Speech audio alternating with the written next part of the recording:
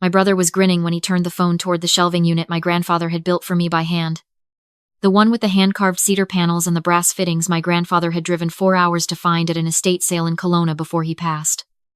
My studio manager, Claire, was crying quietly in the background, holding the camera still for him with shaking hands.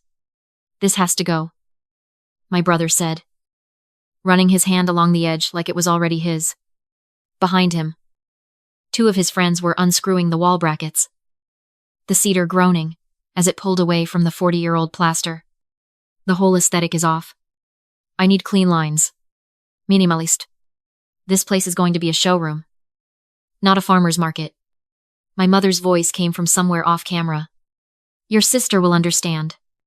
This is a better use of the space." I watched Claire's face.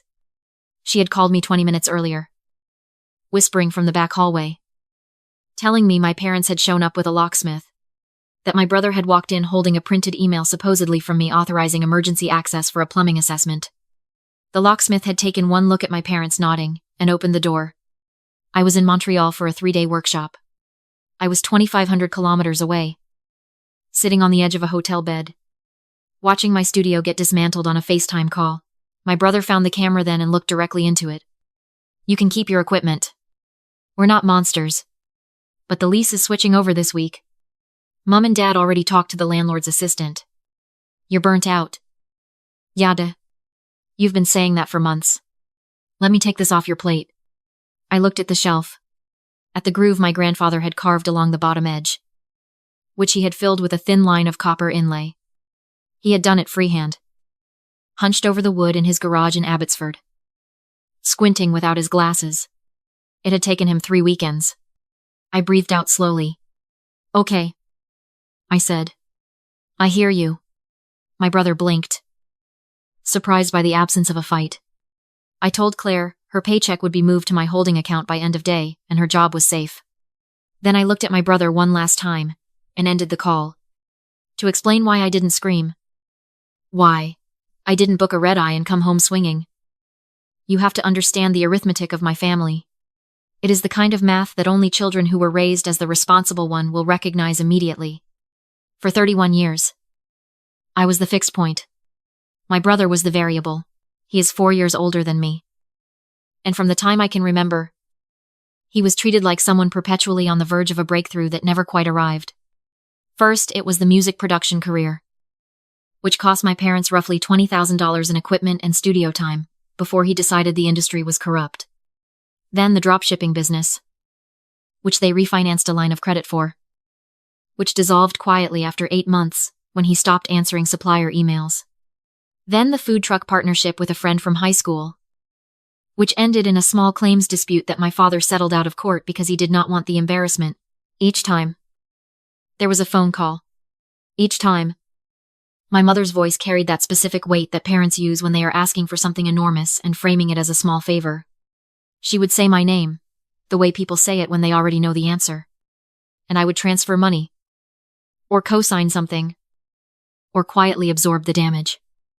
Because saying no felt like choosing a side in a war that I was the only one who knew was happening. My studio was not a favor. My studio was mine. I had built Birchwood Collective over 6 years in a ground-floor heritage space in Gastown, which, if you have never been to Vancouver, is one of the oldest commercial districts in the city. A neighborhood of exposed brick and cobblestones and century-old buildings that the city of Vancouver has designated as Class A heritage sites. Getting a commercial tenancy in one of those buildings takes patience and documentation, and a very specific understanding of what you are and are not allowed to do to the structure. I had read every clause. I had hired a heritage consultant before I signed. I knew the building, the way a surgeon knows the body. They have been trained to work inside. I made handcrafted candles, botanical skincare, and ran small creative workshops out of the back room, 3 evenings a week. It was not glamorous. I woke up at 5 in the morning to fill orders before the workshop tables needed to be set. I had burns along my forearms from pore spouts and a recurring ache in my right wrist from labeling. But the business was solvent. The reviews were excellent. And I had built something from zero that had a real valuation and a real reputation. My brother had decided, sometime around March, that he wanted to launch a streetwear and lifestyle brand. Not design it himself, He was clear about that. He wanted a showroom. A physical space with good bones and good lighting, where he could host launch events and influencer activations and build what he kept calling a cultural hub. He did not want to find a space. He wanted my space. He had floated the idea twice in family dinners, disguised as suggestions. When I said the lease was in my name and the business was active, he had smiled and said, for now, in a tone I had filed away and tried to forget. I should have taken it more seriously. I sat on the hotel bed for a long time after the call, not moving. The room was dark, except for the glow of the city through the curtain gap. I turned the phone over in my hands. My first instinct was the same instinct I always have. Rush in. Call the police. Call my lawyer. Book a flight and arrive like a storm front and make everyone understand exactly how wrong this was. But I had done the version of that before. In smaller ways. Over smaller things. And I knew precisely how it ended. My brother would perform devastation. My parents would say I had overreacted. The narrative would calcify around me. Jade is difficult. Jade is controlling. Jade cannot share anything. Jade is the reason this family struggles to connect. I was not going to give them that story again. I thought about something my business mentor had told me once. Sitting in her car outside a supplier's meeting, where I had nearly lost a wholesale account to bad timing. She had talked about the difference between blocking and redirecting. Blocking takes energy and creates resistance. Redirecting uses the other person's momentum. You do not stop them. You simply adjust the angle and let physics do the rest. My brother was moving toward my studio with full force and total confidence. If I stepped in front of him, he would push until I was the one who fell. So I was not going to step in front of him. I was going to move slightly to the side and make sure the floor on the other side was exactly as hollow as it deserved to be. I opened my laptop. Not a flight search. A legal template. I drafted a document over the next 3 hours. On the surface it read like a white flag. I called it a management transition and renovation rights agreement. It stated that I was voluntarily stepping back from active operations due to professional fatigue. A phrase I chose deliberately because it was the exact language my mother had used on the phone 2 days earlier when she had first floated. The idea of me taking a step back. I wanted their own words reflected back at them. At the top of the document, in plain language, I included the bait. Upon execution of this agreement, the outgoing tenant will release operational funds of $12,000 to the incoming project manager to facilitate the transition and initial renovation costs. I knew exactly what that number would do. My brother had been borrowing money in increments of $2,000 and $3,000 for years. $12,000 in one line felt like inheritance. It felt like winning. It felt like the part of the email you stop reading because you already got what you came for. Then I buried the rest. Section 4. Clause 4.3. The incoming project manager assumes sole and personal liability for all structural modifications, heritage compliance violations, and building code infractions occurring after the date of execution. Section 6. Clause 6.1. The named guarantors hereby agree to indemnify the building owner and outgoing leaseholder for any damages arising from unpermitted alterations to the heritage structure, up to the full value of the remaining commercial lease term. The remaining lease term was 38 months at $4,200 per month. Plus HST. I will let you do that math yourself. I added one more thing. In the standard rental schedule, tucked between the utility transfer clause and the insurance section, I included a line requiring the project manager to maintain heritage compliance certification throughout the agreement term. It sounded procedural. It sounded like boilerplate. What it actually meant was that if anything in the building changed without a heritage permit, the agreement was in default, and the personal liability clauses activated immediately. I sent the email to my parents and my brother just before midnight. The message was 4 sentences. I said I was exhausted. I said the space deserved someone with more energy than I had right now. I said the $12,000 was there waiting, and I just needed signatures so I could transfer it and remove my name from the utilities before my accountant closed the quarter. I said I hoped they would take care of the place. I put the laptop on the desk and did not sleep. At Chasse, 47 inches the morning. My phone lit up. Document signed. Marcus Hendricks. Document signed. Patricia Hendricks. Document signed. David Hendricks. My father had been the last one to sign. I checked the timestamp. There were 11 minutes between when I sent the email and when all 3 signatures landed.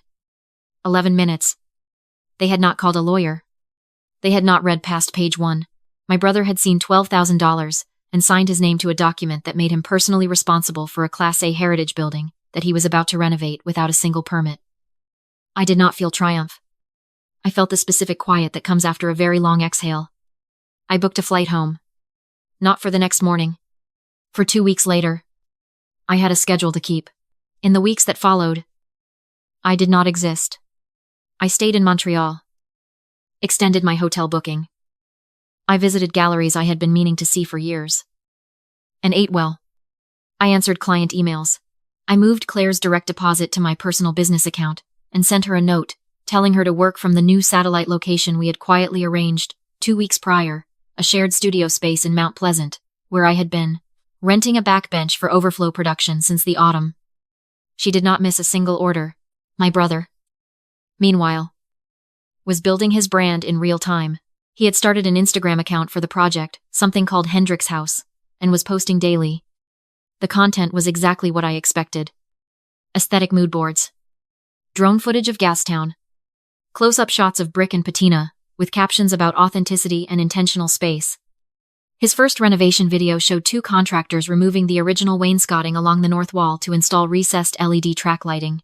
The wainscoting was original to the 1908 construction. It had been on the heritage feature schedule that the city had filed with the building. The second video was more alarming. He had brought in an electrician, not a licensed one, based on the equipment I could see in the background to run new circuits through the wall cavity. In Vancouver, any electrical work in a heritage building requires a permit through BC Safety Authority and a heritage alteration permit from the city. The work he was showing on camera required neither and had obtained neither. He captioned it, "Upgrading the infrastructure.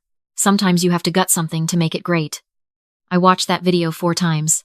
On the morning of his grand opening, a Saturday in early May. The kind of Vancouver morning that makes everyone temporarily forgive the city for the 9 months of rain. I drove to Gastown and parked on Water Street. I had a coffee from a place up the block and sat in my car. From where I was parked, I could see the front windows of what had been Birchwood Collective. He had replaced my hand-lettered signage with a large format print of a sans serif logo. The cedar shelving was gone. The windows were dressed with track jackets on chrome hangers. A speaker was playing something with a heavy bass line that I could feel in my sternum from across the street. People were already arriving. I recognized some of my parents' friends among the first group through the door. My mother was standing just inside the entrance in a blazer I had not seen before, greeting everyone with the warmth she reserved for occasions that made her feel like she had done something worth celebrating. I pulled up the live stream on my phone. My brother was at the front of the room with a microphone, talking about creative vision and community, and the kind of space Vancouver had been missing. He thanked my parents, specifically, for believing in him when the path was not clear. He said some people wanted to hold on to things instead of letting them evolve. He did not say my name. But there was only one person that sentence could have been about. My father was in the frame behind him, nodding. Then I looked past them. At the ceiling, above the new track lighting installation, where the original plaster met the ceiling joist, there was a faint discoloration spreading outward from the point where the new wiring had been run through. And at the far corner, near the wall where the wainscoting had been removed, I could see that the lath underneath was bowing slightly. The old horsehair plaster cracking along the seam in a fine, branching line. It was not structural. Not yet, but it was the kind of thing a building inspector would see in approximately 4 seconds. I checked my watch. 10:08 the morning. At 10:05. A City of Vancouver vehicle with the Heritage Office logo on the door, parked behind the catering van that had pulled up to the side entrance. 2 inspectors got out. One was carrying a clipboard with a printout that I recognized as the Heritage Alteration Permit application form blank, because no application had been filed. Right behind them, a white BC Safety Authority vehicle. I had made 2 calls the week before. The first was to the City of Vancouver Heritage Planning Office, reporting unauthorized alterations to a Class A designated heritage site. I had provided the civic address, the Instagram account, and the specific videos showing the wainscoting removal. The second call was to BC Safety Authority, reporting unpermitted electrical work in a building with heritage designation and active upper floor residential tenancies. I had made neither call in my own name. I had made them as a concerned neighbor. Heritage violations move slowly in most cities. But unpermitted electrical work in an occupied heritage building, with residential tenants, above it is a different category entirely. That is a life safety issue. That gets a response. My lawyer, Tumas, stepped out of a cab on the corner, at 1019.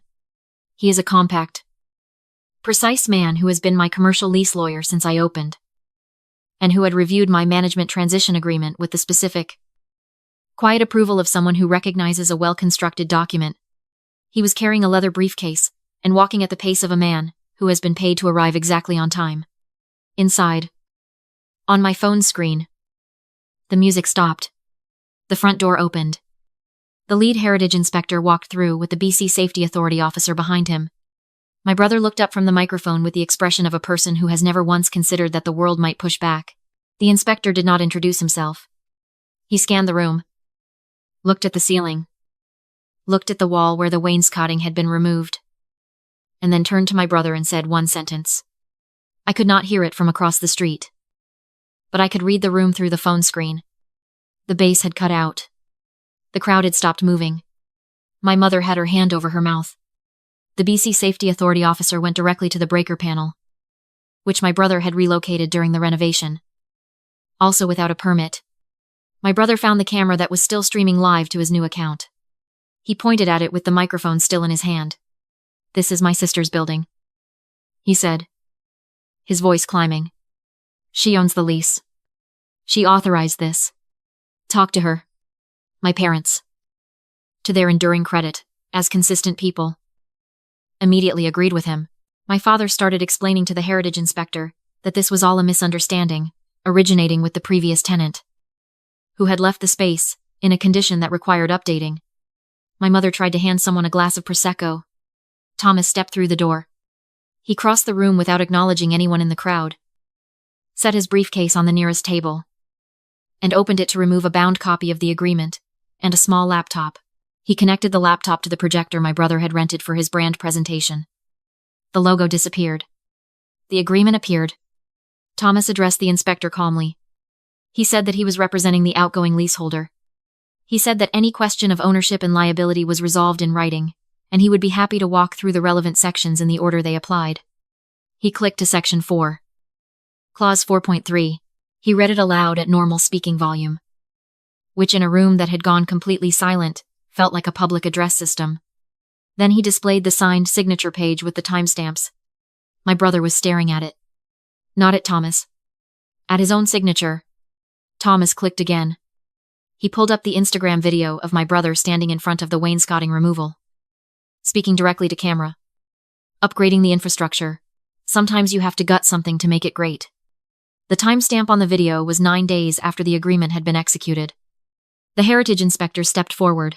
He said that unauthorized demolition of heritage fabric in a Class A designated building was a violation of the Vancouver Heritage Register and the standards and guidelines for the conservation of historic places in Canada. He said the electrical work constituted a separate violation under the BC Safety Standards Act. He said the building was being placed under a stop work order, immediately, effective for all non-emergency activity, and that a formal notice of violation would be issued within 48 hours. Then he said what my brother had not expected anyone to say. He said that given the residential tenancies on the upper floors and the nature of the electrical violations, the matter was being referred to the city's bylaw enforcement division for a compliance order, and that heritage damage penalties under the Vancouver Charter could reach $250,000 at the discretion of the Director of Planning. My brother sat down in one of his own rented chairs. I don't have that, he said. Not to the inspector. Just to the air in front of him. Thomas turned his laptop screen toward my father. He showed him Section 6. Clause 6.1. He read the indemnification language aloud. He said almost gently, almost like an apology, that as a named guarantor, my father's liability did not begin after my brother's resources were exhausted. It began at the same time. Jointly. The language was clear. My father looked at my mother, the house they lived in, the one they had owned for 22 years in South Surrey, had a HELOC drawn against it, to about 70% of equity. This was information my father had shared with me, in passing, 2 winters ago. While explaining why they could not help me with a small equipment loan I had never actually asked for, I had filed it away with the same instinct that had filed away my brother's for now. I had not done anything with it. I had simply not forgotten it. Thomas did not know about the HELOC. He did not need to. He only needed to say that the city would seek recovery of assessed damages from all liable parties, and that our firm would be filing a separate civil claim against all 3 signatories for breach of the Heritage Compliance Clause in the agreement. My mother sat down. 3 days later, the insurer sent a single-page letter to the email address my brother had used to register the business. Coverage denied. The policy my brother had taken out at the last minute, the week before the opening, for a premium he had borrowed from, my father was voided on the grounds that the insured had made material misrepresentations about the nature of renovations planned for the space. The photos and videos posted publicly to Instagram, time-stamped and geotagged, were cited as evidence. The insurer had found them within 48 hours of the stop work order. The civil claim settled in mediation 6 weeks later. My brother contributed what he had. My parents contributed what the agreement required them to contribute. It was not enough to cover everything, but the amount they paid, sourced partly from a partial drawdown on the HELOC and partly from a personal loan my father took from his pension, I was enough to satisfy the landlord's claim and clear my name from the remaining lease obligation. Thomas had structured it precisely, so that I emerged from the entire transaction with 0 liability and a clean credit file. My brother lost the brand before it launched. The live stream footage, specifically the segment where he stood in the middle of the crowd during a building stop work order and pointed at an absent woman, as the responsible party made its way through several Reddit threads, a couple of small local news sites. His influencer contacts quietly stopped responding. The Instagram account went private, then disappeared entirely. My parents did not lose the house. The HELOC drawdown was large enough that they had to significantly restructure their retirement plans, and they moved from South Surrey to a smaller place in Langley by the fall. My mother called me once, in August, to tell me that what I had done was cruel, and that I had never understood what it meant to be part of a family. I listened until she finished. I did not apologize. I said I hoped she was well. I ended the call. I blocked her after that. And my father. And my brother. In that order.